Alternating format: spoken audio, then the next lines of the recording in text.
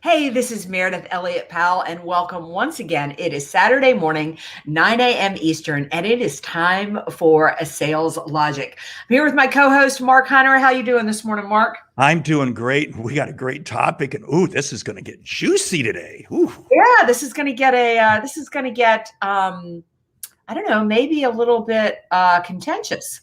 This is going to get contentious. This is put the kids in a separate room. You don't want them to this. Yeah, so I'm looking for some good audience engagement today because when it comes to the topic on the table, the reason Mark and I are saying it's contentious is the topic on the table is sales enablement.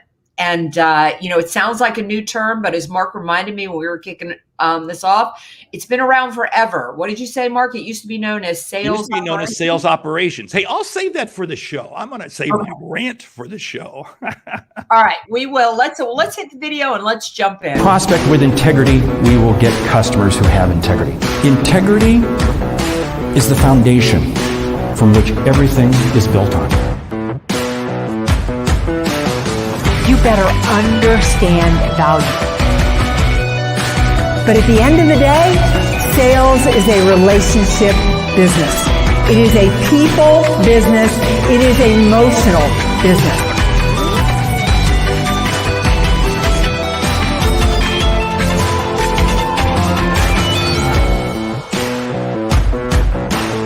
This is Sales Logic. All right. Welcome once again to Sales Logic, the show where we dive into strategies, discuss the steps, everything that you need to know to, sell logically and effectively. I'm here with my co-host, Mark Hunter. Good morning, Mark.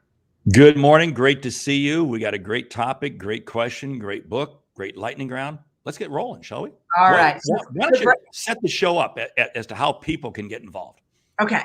And for anybody watching today, we're looking for some comments on this because I have a feeling Mark and I are going to disagree a little bit. And some of the things that we say may be a little controversial. So, whoops, there went my light to keep my, to keep going. Sorry, guys, I'm on location today. That wasn't the controversial part of the show.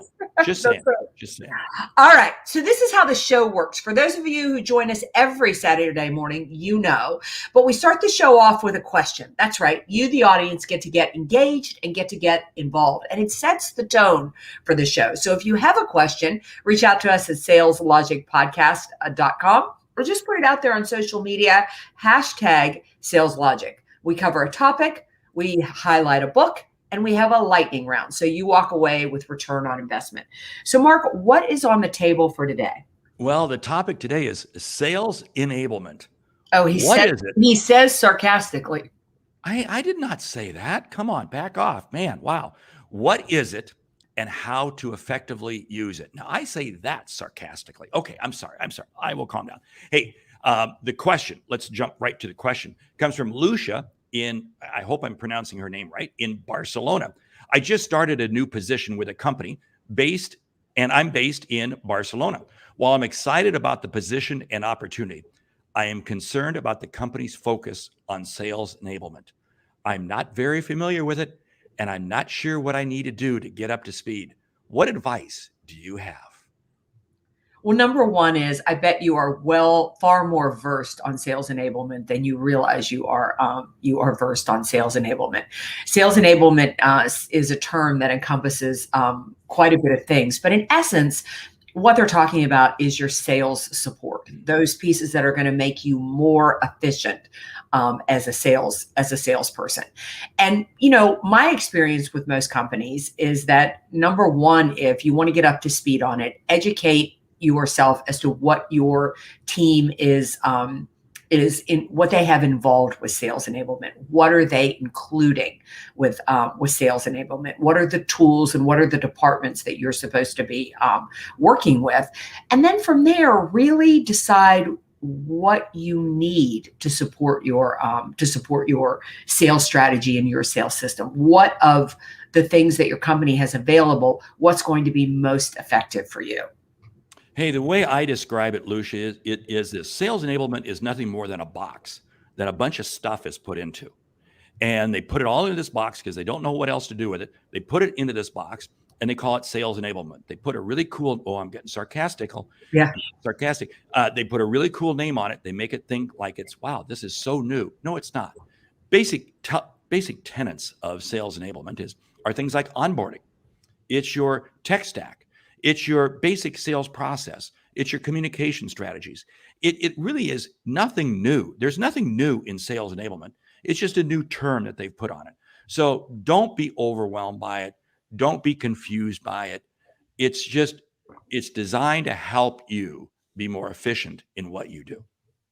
Now, I happen to be one who loves sales enablement because I feel like sales enablement, quote unquote, may have been around forever, but salespeople have never really used it. They've operated more like lone wolves, and we are not living in an environment right now where you can be a lone wolf.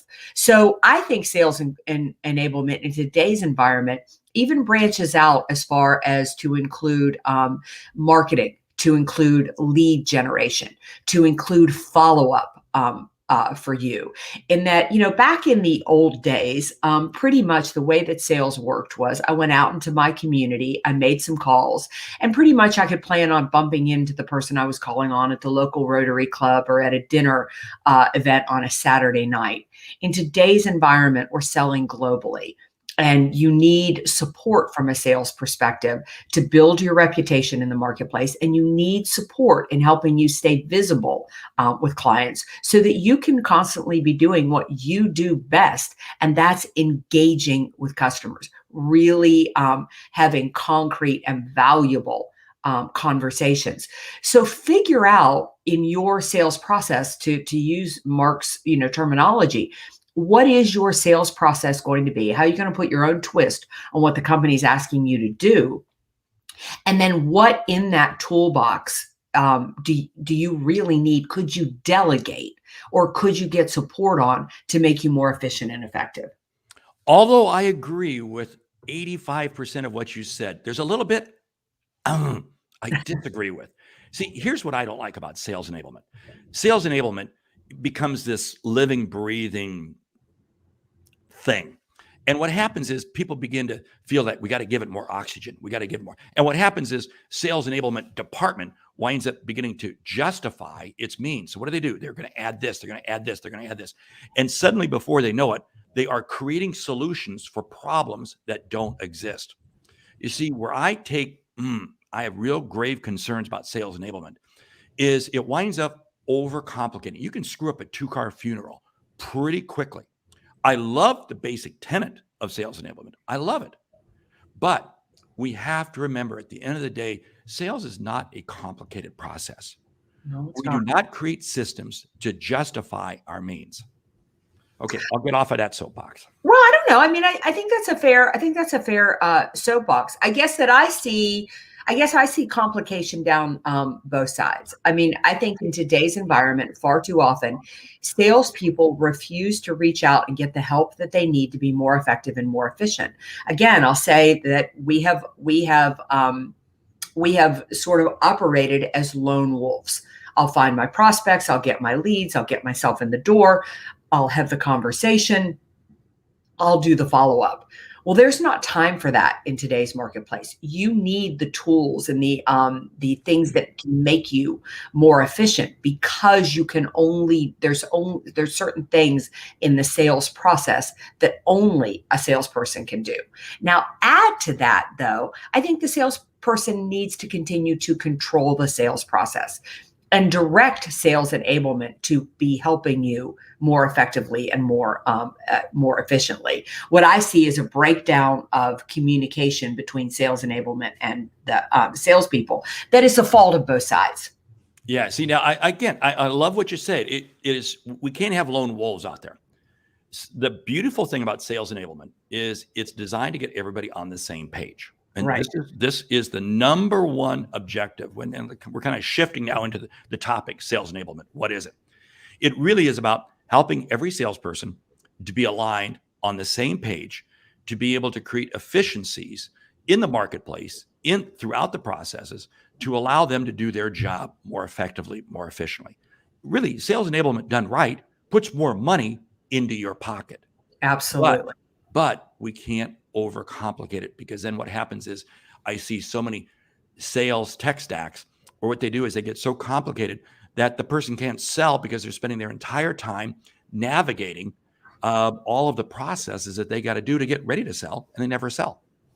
Yeah, and I would say coming behind that, don't you want to delegate, not abdicate responsibility to sales enablement. There's a big difference there. When I totally let go of something, I'm going to say, Mark, you handle it, you do it, and I don't want to be involved at all.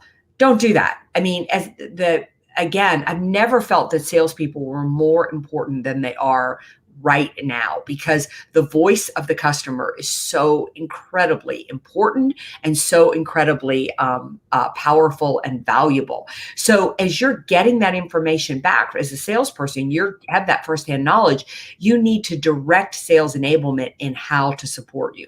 So you're going to let them do what they're good at, what they're experts at, but not without having your fingers on what they're doing. That is spot on. And where I take, and I'm going to go on another rant here. When people come out and say in the last 5 years, oh, sales enablement's the greatest breakthrough in sales. No, it's not. 25 years ago, I was director of sales operations for a $15 billion company, 700 salespeople. And in that, we had the departments that reported into me included onboarding, training, customer marketing, sales planning, customer planning. That I had so many different departments reporting into me, and we called it sales operations. Mm-hmm. And basically, what is that? That's enablement today. I mean, that's sales enablement today. So when people say it's new, no, it's not new. And the biggest thing that I used to push back on my teams is this. I said, look, hey, you have a great idea over here. That's great. But if this is going to complicate what these 700 salespeople are doing out on the street every day, I don't want to do it. Yeah. I will not do it. If it simplifies, I'm all in favor of it. But if it complicates, forget it. And that was the great pushback. And this is one of the challenges that I find in sales enablement departments. There has to be somebody at the top of the ship that is saying, hold it. Does this make sense? This is why I firmly believe you can't allow sales enablement to be part of marketing. You cannot allow it. I see some organizations where sales enablement, no. Sales enablement is actually the team that sits in between HR, finance, marketing, and sales. Believe me, you wear a bullseye on four sides. People are always taking shots at you. I always used to make the comment, my objective is to go home at night alive and not have been eaten alive. But I love that job. I love the job I had, because it was about balancing these various pieces. HR would come in and say, this is the way we want to onboard. This is the way we want to hire. And I push back and say, hold it, no, this is the way we need to hire. Marketing would come in and say, oh, this is the greatest consumer data. This is the greatest, data we've ever had. And we've got to stop the sales organization, get them. No, hold it, stop. It was my job to keep the ship navigating. And it came down to, does it simplify or does it complicate? And in that regard, it's not that complicated. Yeah, I would agree with that. I want to B2B. Hold on, we've got a great book that we're going to recommend on sales enablement in just a few minutes. So hold on to that, and we'll get you that information. See, I think it is. I think that's a great litmus. Does it simplify? Does it complicate? But I think another piece you have to add is, does it add value? And to me, that's what sales enablement does, is that you have to realize as a salesperson, I mean, Mark, I'm a small operation, but I still feel I have sales enablement. I've got a team of people that make sure my videos get out there every week. I've got a team of people that make sure my blogs get posted, every week. I've got a team of people that reach out to my clients after I deliver a service to check in and say, how did it go? Is everything okay? Could we get a testimonial? I can't be as effective all on my own without those support pieces. And the biggest mistake that I've seen is that it has been the communication has not flowed through. I just can't emphasize enough. If you want sales enablement to work, do not disengage from the process. You have to say, as a salesperson, that's great. This is what I need. I'm not defending the other pieces of sales enablement, but they don't do what you do. They're not customer facing. So they're not privy to the information that you have. But could I do everything that my team does for me? Absolutely. I will be far less effective and efficient as a salesperson. Yeah. I will not have the energy nor the time to focus on delivering my service or calling on my clients. So it's an important piece that I realize it's been around forever, but salespeople have not embraced it. There's a friction there. And that friction, I'm going to blame more on salespeople than I'm going to blame on sales operations. Oh, I'll blame it on salespeople in a heartbeat. Yeah. Now, there's something interesting you said as you were describing sales enablement in your world. And this is what's interesting. You put 100 people in a room and ask them to define sales enablement, and you're going to get 100 definitions, right? Right? Yeah. I mean, it's no different than social selling. You know, ask 100 people social selling, 100 different definitions. And this is what we have to understand. Sales enablement is going to look different, smell different, feel different, and be used different in every organization, in every company. There is no set uniform criteria. I see some companies where they have, we have sales enablement, and it's nothing more than onboarding and training. Yeah. That's all it is. I see other organizations where they have sales enablement, and it's all the way down to quota assignment and so forth. And it's funny, but I had somebody say, we're really sophisticated. We assign all our quotas through sales enablement. I didn't want to say it. I said, that was part of my sales operations job 25 years ago. So that, nothing new. It's just, what do you want to put into this box? One of the big reasons I think major corporations embrace sales enablement is it allows them to define and segment the hierarchy, of roles. That's why we had at my company, we were $15 billion in sales. We had to define us at the top of the food chain. We had to define responsibilities because there was no way one person could handle it. Yeah. And we did that. And it worked. Again, it's selecting and choosing, but it comes down to, and you said it, how do you stay in contact with the customer? Does it add value? Does it add value? And if you go back early CRM systems, the first CRM systems that came out were designed by HR and finance. We got to monitor salespeople. They're doing stuff we don't want them to. We got to, and sales rejected it, and only now as we're in kind of like CRM 3.0 or 4.0, are salespeople really embracing CRM systems for what it could do, because it had to evolve, because it had to be sales people friendly. Mm-hmm. And that's what sales enablement has to be. Yeah, I think that's great. Yeah, John, that's fantastic that your product marketing is starting to pick up some of the sales enablement responsibilities. As we get ready to suggest this book to you and other things that you can read, I think one of the most powerful things that Mark and I are saying here as we discuss sales enablement is to think of it from this perspective. Number one is the more that your salespeople are client facing, the more revenue your organization is going to generate. So sales enablement is about keeping your salespeople to the highest and best use of their time.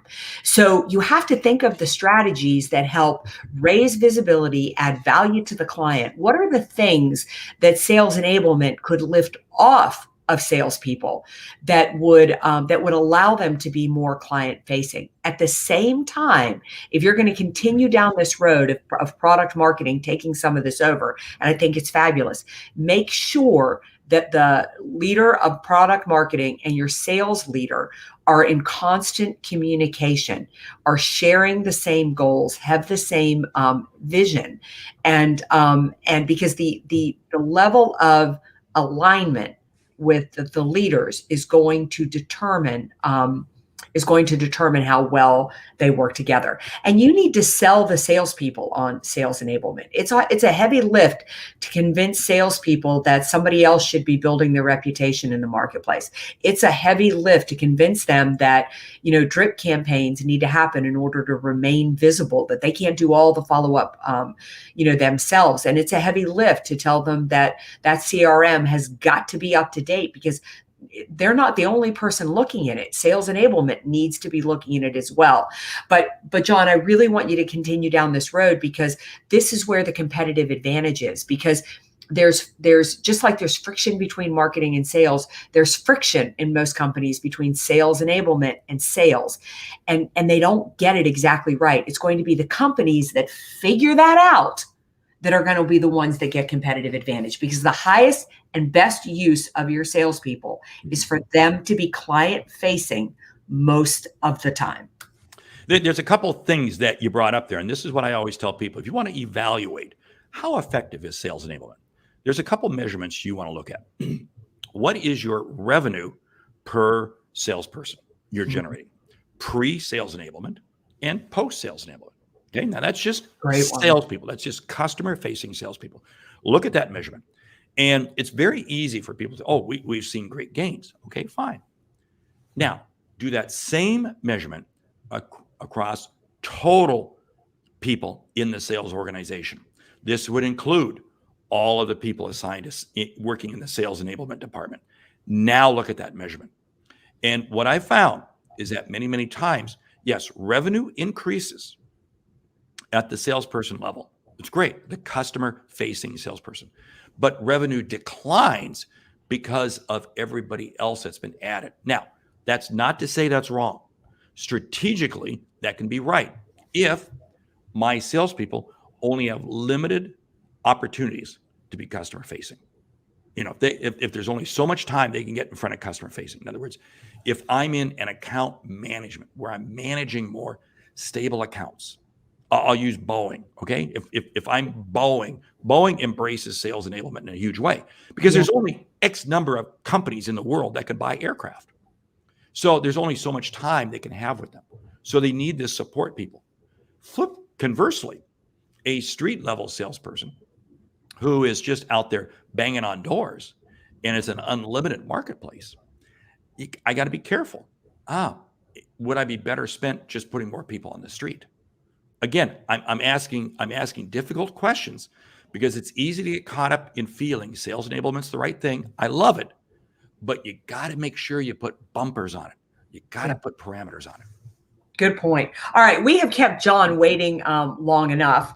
The book this week just came out. It's by Mike Kunkel. It is called The Building Blocks of Sales Enablement. It is an easy read, and Mike basically lays out soup to nuts everything that you need to know about sales enablement. You can find it on Amazon. Mike is an expert at sales enablement, and I'm just about halfway through the book right now. And I got to tell you, I thought I really had mastered sales enablement, but he's even opened my eyes to a couple of things that I wasn't really as efficient. He's got a great chapter about the sales process and where sales enablement should be integrated into the sales process. He really lays out good highlights on technology and sales enablement, and a good overview in general on how to get started and just what sales enablement is. And I tell you what, I compliment Mike on that book. When Mike told me he was coming out with the book, I kind of, oh no. I've known Mike for 10 years, and you get on the phone with Mike and you don't get off till an hour later. I mean, it's everything. He goes into everything. And I was afraid, oh no, is this, but I'll tell you what, the book, you're right. It's gold. It's good. Yeah. It is. It's an easy read. You're right. It is. He is a man full of a lot of knowledge, but it's not complicated. It's an easy read. Yeah. And he comes at it because he's had so much experience in sales and sales enablement functions. So yeah, it is. It's if you're looking to figure out what sales enablement is all about, grab the book from Mike. Yeah, it's good. Yeah, I just put it up there. You can find it on Amazon. If you do buy the book, leave Mike a review. Yeah. Like the rest of us, he's always trying to get his visibility and really get the book out there. It's just been published, so go ahead and jump on it. Highly recommend. And you know what? He's a good guy too. He's a Okay. really good guy and smart. I mean, you can Yes. trust what you read and trust what you hear. Okay, lightning round. Got your hand on the buzzer? Are you ready? I do have my hand on the buzzer. Tips to building a sales enablement strategy. Yeah, number one, figure out what it is that you need from a sales enablement perspective. Mark, you said it so well. Every company is different, so really sit down and figure out, if you're going to keep your salespeople client facing, what level of support do they need in what areas. After you build out the strategy, when you begin physically building it, only do one piece at a time. Get it up and running and get it going well. For instance, onboarding. Start with onboarding. Get that right before you move to the next piece. Track and measure right from the start. I think Mark made such a great point, and get a baseline as to what your salespeople are producing now. And as you enter every piece, how does that improve their efficiency? As you look at your processes you have in place, take a zero-sum mentality towards it. What do I mean by that? Do I even need it to begin with? Just because you've been doing it doesn't mean you should continue to do it. Sales enablement is your ability to wipe the slate clean. Ensure that your leaders are well aligned. Certainly, sales enablement and sales are going to argue. They're going to have disagreements, but they need to do that behind closed doors in a soundproof room. The moment that the sales team or the sales enablement team does not see alignment between the leaders, it will cause friction all the way through the organization. It's a heavy lift to begin with. Get them well aligned. Go for easy wins. Get wins that salespeople can say, hey, that was great. That worked well. Don't overcomplicate it. Yeah. Ensure that the sales team is driving the messaging going to sales enablement, meaning that you want the sales team to have accountability to come back to the sales enablement team and update them consistently, at least on a monthly basis, as to what's happening with customers, what the top problems are, what the top issues are, and what the top needs are. Customers are changing constantly. Do not leave sales enablement in a boardroom to determine what's going on with your customers. You feed that information to them. To help you do that, you need champions. You need cheerleaders. You want to find 2 or 3 salespeople in the sales team that are highly regarded, highly respected. You got to bring them on board, get them to be champions and cheerleaders, supporting and promoting the power, the success of what sales enablement can help people with. You want to make sure that that your sales team.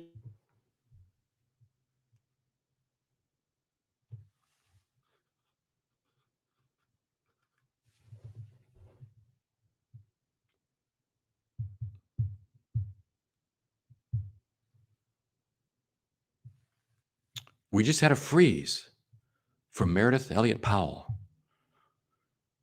Good afternoon. There I go. I just took myself out, and sorry about that. I don't know why that froze. A technical glitch that the sales enablement department will correct before we put this out as a podcast. Exactly. Well, basically what I said is hold the sales team accountable to use sales enablement. Don't put the money into those tools and into those resources and not have a mechanism in place for the sales enablement, for the sales team to have to use what the sales enablement team is producing. Great. I'll share one more. You share one more, and then we'll close down the show. Don't allow senior management to develop expectations that this is going to bring world peace, solve world hunger, and the sun, the moon, the stars are going to line up properly. Make sure you contain senior management expectations. Yeah, and the last thing I'm going to say is do not think that sales enablement is a corporate initiative.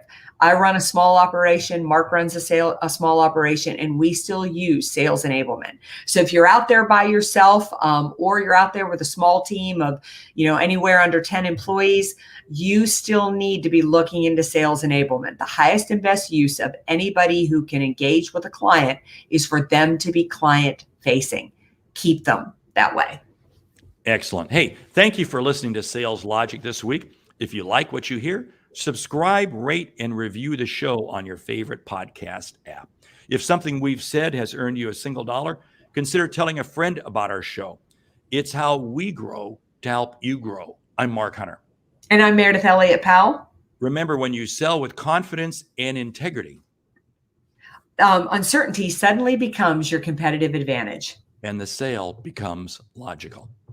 All right. Thank you, Urban. Thank you, Michelle. Thank you, John. Thanks, everybody, for listening today. We'll see you right back here next week, 9 a.m. Eastern. Another topic, another issue. If you have a question, go out to saleslogicpodcast.com and you will be featured right here on Sales Logic. We'll see you next week. And the very special people who are part of the Sales Logic Mastermind group, hey, we have our group meeting this coming Monday. This coming Monday. Yeah. So if you're interested in learning more about the Mastermind, you can reach out there as well. We are on a roll to finish 2021 strong and kick off 2022 even stronger. But only members of the Mastermind. Okay, I'm sorry. That's right. Bye.